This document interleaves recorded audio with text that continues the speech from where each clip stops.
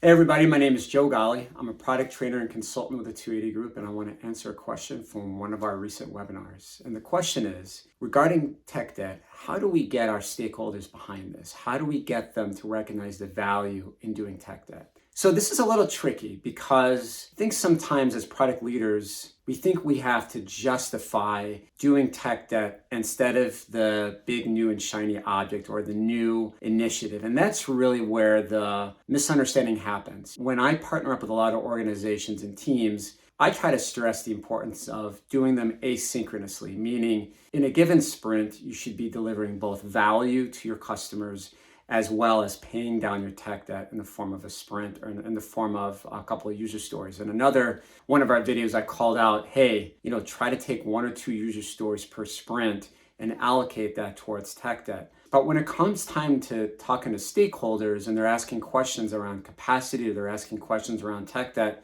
try to relate to them a little bit. Try to understand it from their point. One of the big things we talk about as product leaders is having empathy for end users and our customers.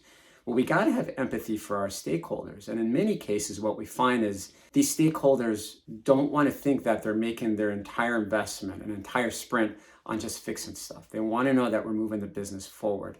So you have to appeal to their concerns and help them understand, hey, look, this isn't we're going to either make an investment in our product and grow, or we're going to do tech debt. It should be in the form of how do we do them both together at the same time. But if they continue to push you forward or push back, put it back in their perspective or put it back in a way that they can understand it. Think about the Southwest Airlines debacle. What was the result of not paying down that tech debt?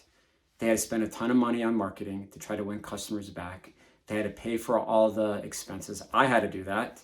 I traveled from Boston to Milwaukee. They had to reimburse me quite a bit of money for my rental car and my food. They had to spend a lot of money on marketing. And think about the bad press that they're getting on different websites and different TV shows like Saturday Night Live. So there's a bigger impact to brand equity if you don't make that investment. And there are many use cases where companies really have to spend more money just to win customers back because they failed to make that investment in tech debt. So what we learned here is appeal to their senses, have empathy, understand it's about doing your tech debt and your new capabilities asynchronously, and then talk about what that impact is going to be and what the cost may be to bring those customers back to your brand.